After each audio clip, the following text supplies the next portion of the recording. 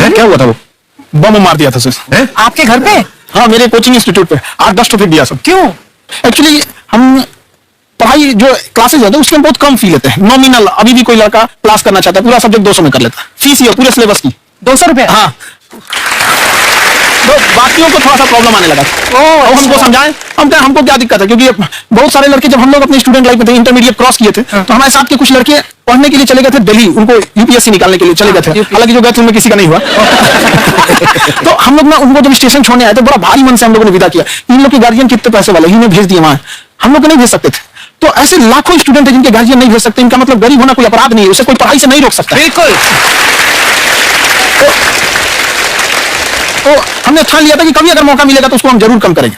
तो इस साल हमको मौका मिला, तो वो जो टफेस्ट एग्जाम है इंडिया का यूपीएससी, उसकी 2.5 लाख की फीस को हम 7,500 में कर दिए। और सेम वेरी गुड। और इंडिया के सबसे बेस्ट टीचर के साथ जो भी है अपने सब्जेक्ट में, उससे बेस्ट इंडिया में कोई नहीं। और इतना के बावजूद ऐसे हम लोग को लगता होगा 7,500 बहुत कम है। एक लड़की ने कहा कि सर शाम वाले बैच को ना मॉर्निंग में कर दीजिए। हम कहे बाबू तो इतना सबके इंडिविजुअल से तो बैच ट्रांसफर नहीं है, क्या प्रॉब्लम है? उसने कहा ना शाम में हमको दूसरे के यहाँ बर्तन मांजने जाना होता है। तो हम लोग को लगता है कि जितना ये तकलीफ इससे कई गुना ज्यादा है। कई बार तो ऐसा लगता है कि वो भी ना ले। एक लड़का बेचारा नदी से बालू निकालता था और वो बालू को भरता था, फिर नाव बालू को किनारे लेके बेचती थी और वो बालू भरता था, उससे मेरी फीस ले आया। हमारा हाथ कांप गया, हम कैसे फीस ले लेंगे यहाँ पर? बहुत बढ़िया। उसी दिन हमने ये ठान लिया था कि भारत का कोई भी बच्चा उसके सफलता में पैसा उसकी बाधा नहीं बनेगी, चाहे उसको जितना भी पढ़ना रहे। आपका क्या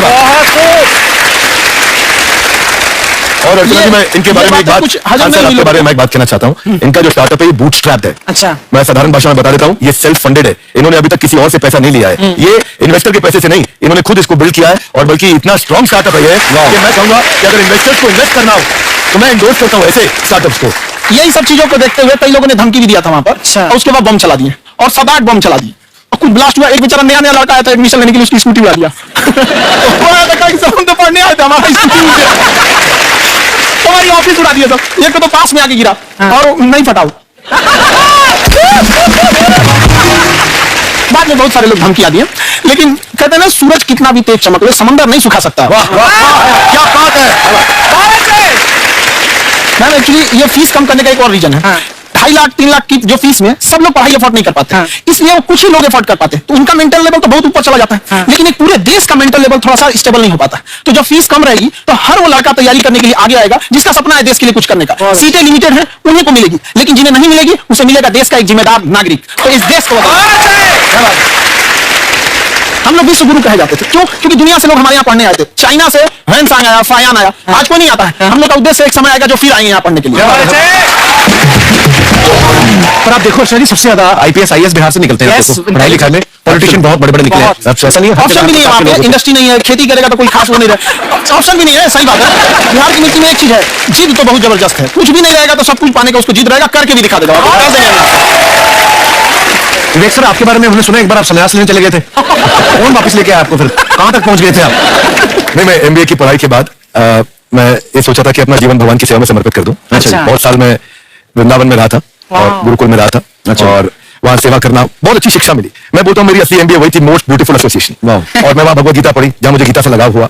तो मेरे गुरुजी का आदेश था कि आप भगवत गीता को बिजनेस मैनेजमेंट के साथ जोड़ के देश दुनिया में बताओ। मेरे को लगा बड़ा मुश्किल काम है। मैंने बाद में देखा कि डॉक्टर स्टीफन कॉवी जिनकी किताब है 7 habits of highly effective people, आप सबने पढ़ी, उन्होंने बोला मैंने 7 हैबिट भगवत गीता से लिए। और हमारे देश के लोग ऐसे हैं जो मेरी किताब पढ़ते हैं, जो कि 3.5 मिलियन कॉपीज बिक चुकी है और भारत में भगवत गीता नहीं पढ़ते। तो मुझे लगा कि मैं गीता विद मैनेजमेंट के ऊपर आकर के बातचीत करूं। मुझे लगा बहुत कठिन होगा, पर मेरे गुरुजी का आदेश था कि कठिनाई आपको तभी तक दिखेगी जब कठिनाई को देखोगे। तो एक छोटा उन्होंने मुझे बताया, पूछा कि इस कमरे में लाल रंग कितनी जगह देखो, आप भी एक बार देख के बताओ। 7-8 जगह लाल रंग दिख रहा है आपको? 1 2 वो लाल रंग टी शर्ट पे, 3 4 5 ये लाल हो गया, 6 उधर लाल हो गया, 7 एप्पल लाल, बिल्कुल ठीक 7। तो जब आप लाल रंग ढूंढ रहे थे तो क्या आपको हरा रंग दिख रहा था? Yes no? नहीं। जब आप लाल रंग ढूंढ रहे थे तो क्या आपको काला रंग दिख रहा था? Yes no? नहीं। जिंदगी भी ऐसी है, जो ढूंढोगे वही मिलेगा, बाकी कुछ नहीं मिलेगा। तो उन्होंने कहा कि आप इसी सोल्यूशन पे फोकस करो और गीता के मैसेज को पहुंचाओ।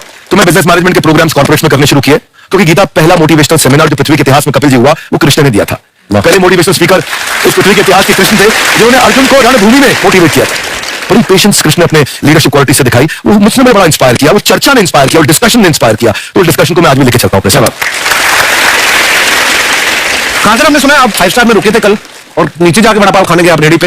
एक्चुअली क्या है ना कि वहां जो चीजें सीखने को मिलती है ना खाली पेट और खाली जेब इंसान को जो सिखाते हैं वो किसी यूनिवर्सिटी कॉलेज में नहीं सिखाया जाता और गरीब बड़ा बेशरम चीज होती है। तो कहते हैं कि मौत भी तू जल्दी आया कर गरीब के घर में, कफन का पैसा भी खर्च होता है दवाइयां खरीदते खरीदते। हाय हाय हाय, क्या बात। और खान सर की खासियत ये है कि जिसको तो पढ़ना है, जिसको एजुकेशन चाहिए, वो तो इनका वीडियो देखते हैं, लेकिन वैसे भी कई लोग, जैसे अर्चना जी बात करी थी, कहती मैंने जब देखना शुरू किया तो मैंने बैक टू बैक इतने सारे वीडियोस देखे, क्योंकि आपका जो तरीका जो बोलने में, एक तो उनकी जो टोन है पढ़ाने में और साथ साथ में जो ह्यूमर आता रहता है, तो उसकी वजह से और भी इंटरेस्टिंग हो जाते हैं आपके वीडियो। शुरुआत में हम लोग जब स्टूडेंट लाइफ में थे, या हम कई स्टूडेंट को भी देखते हैं, वो बेचारे जब थक जाते हैं तो आपका शो देखने लगते हैं। तो शुरू में हमको लगता था जब कि यार ये हमारी पढ़ाई उसके लिए है, लेकिन पढ़ाई में थक जाता है, शो देख के नहीं थक जाता है। तो हमने सोचा दोनों को मिक्स कर देते हैं। तो हमने उसको, और आज आपको पता नहीं हमने भी यही किया है। मिक्स करने। हमारे एजुकेशन सिस्टम में दो कमी है, एक एजुकेशन की, दूसरा सिस्टम की।